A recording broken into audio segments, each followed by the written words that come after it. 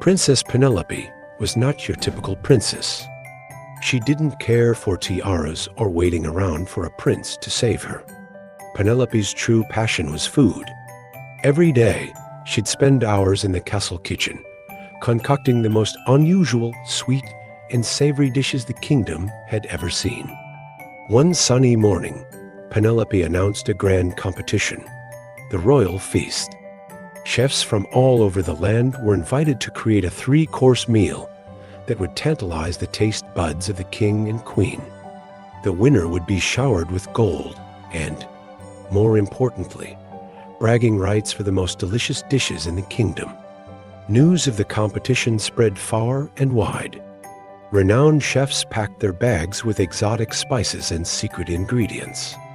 Nervous cooks practiced their knife skills and perfected family recipes. The day of the feast finally arrived, and the castle kitchen buzzed with activity. Penelope, ever the curious princess, decided to explore the bustling kitchen. She peeked into one pot and saw a bubbling, sweet-smelling concoction that shimmered in iridescent blue. Blueberry soup with lavender essence. A portly chef explained, wiping his brow. A touch of elegance for the first course. Penelope moved on, her nose leading the way. Another chef, a woman with fiery red hair, proudly presented her creation. A towering salad built with layers of rainbow-colored vegetables, edible flowers, and a sprinkle of crunchy gold dust. A feast for the eyes and the palate. Finally, Penelope reached the pasta station. A wizened old man, his beard dusted with flour, was twirling long strands of pasta into whimsical shapes. "These are my starlight noodles," he said with a twinkle in his eye. "Infused with squid ink for a touch of mystery." Penelope's stomach rumbled, and she realized it was almost time for the tasting to begin. The king and queen took their places at the head table, the air thick with anticipation. The first course arrived, a parade of soups in every color imaginable.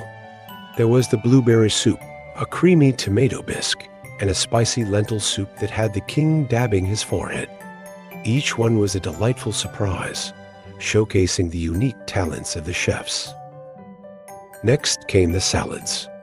The rainbow salad was a showstopper, but Penelope found herself drawn to a simpler one, a bed of fresh greens drizzled with a tangy lemon dressing and topped with plump, juicy strawberries. It was a burst of summer on a plate. Finally, the pasta arrived. The starlight noodles were a hit, their inky black color hiding a burst of seafood flavor. Another chef presented a steaming plate of fettuccine with a creamy pesto sauce, the aroma filling the room with the scent of fresh basil. Penelope couldn't resist twirling a strand around her fork and taking a bite. After much deliberation, the king and queen declared the winner, the fiery-haired chef with her rainbow salad. However, they were so impressed by the creativity and skill of all the chefs that they awarded everyone a golden spatula and a royal pat on the back.